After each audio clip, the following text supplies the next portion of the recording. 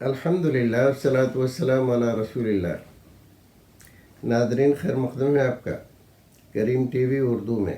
آج کی مجلس میں پہلا سوال محمد سلیمان راجستھان سے سوال کرتے ہیں کہ کیا بیڑی سگریٹ گٹکے سے وضو ٹوٹ جاتا ہے؟ سلیمان صاحب، اگر وضو ٹوٹ جائے گا تو آپ پینا چھوڑ دیں گے، اور نہیں ٹوٹے گا تو پیتے رہیں گے۔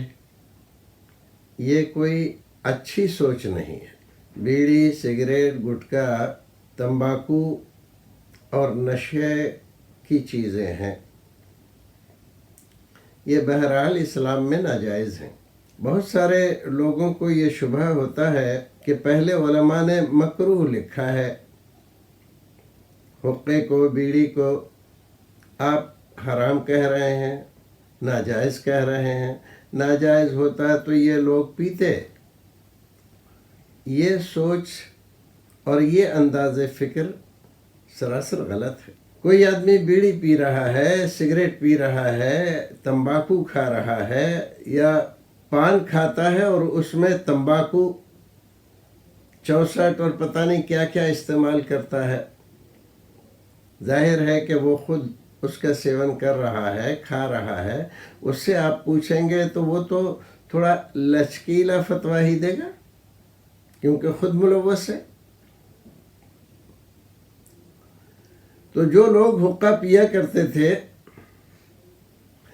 اور حد تو یہ ہے کہ بعض لوگ تو مسجد میں بیٹھ کر پیتے تھے، اور بعض لوگوں نے تو یہاں تک لکھا کہ ہمارے کھانے پینے کی تمام چیزوں میں شیطان شریک ہو جاتا ہے، اور رمضان میں جب حقہ پیتا ہوں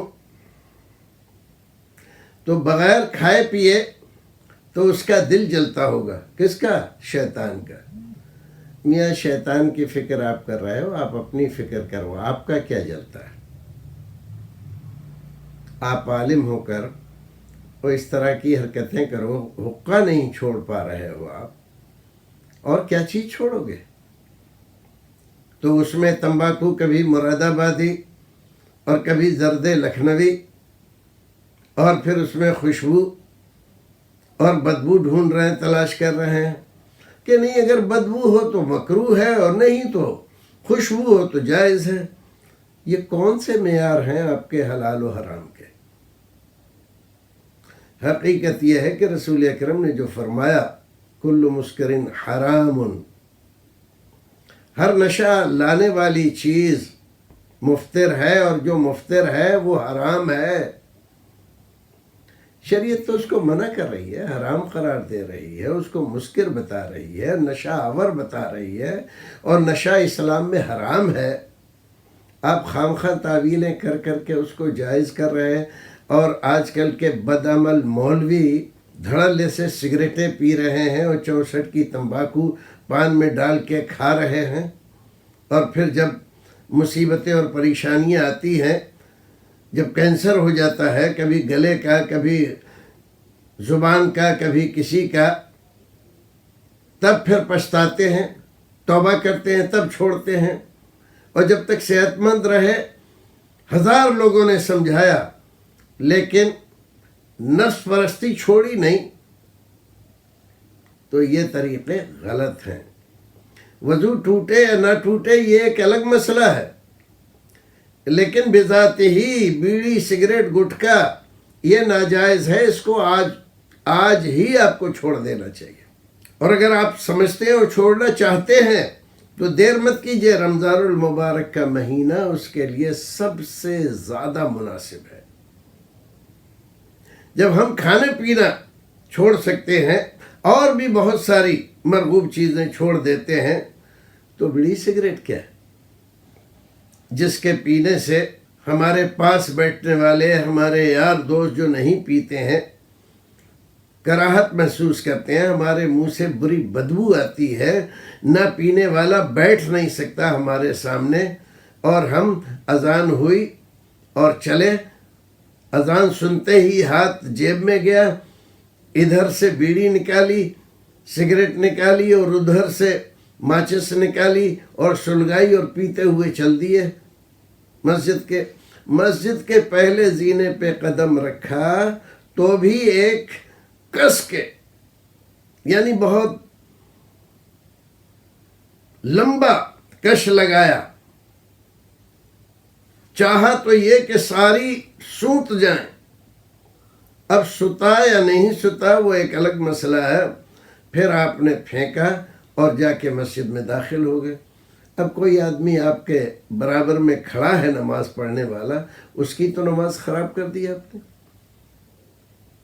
رسول اکرم نے حلال چیز، پیاز، کراس، اس طرح کی بودار چیزیں، لہسن جو حلال ہیں، جائز ہیں، کچا لہسن، کچی پیاز وغیرہ کھا کر مسجد میں آنے سے منع کیا۔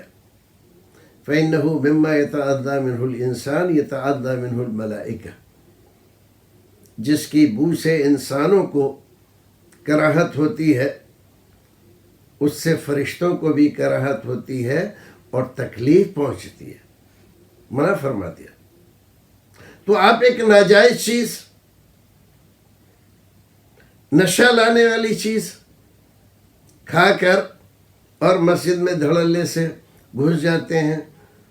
آپ کو تو احساس ہی نہیں ہوتا، کیونکہ تو آپ کی تو حس مر گئی ہے، قوت شامہ معطل ہو گئی ہے آپ کو۔ لیکن دوسرے لوگ جن کی قوت شامہ سلامت ہے، حس جن کی زندہ ہے، ان سے تو پوچھیے کہ اس کی آپ کی بیڑی اور سگریٹ کی بو ان کو کتنی ناپسند ہوتی ہے، ساری نماز ان کی خراب ہو جاتی ہے۔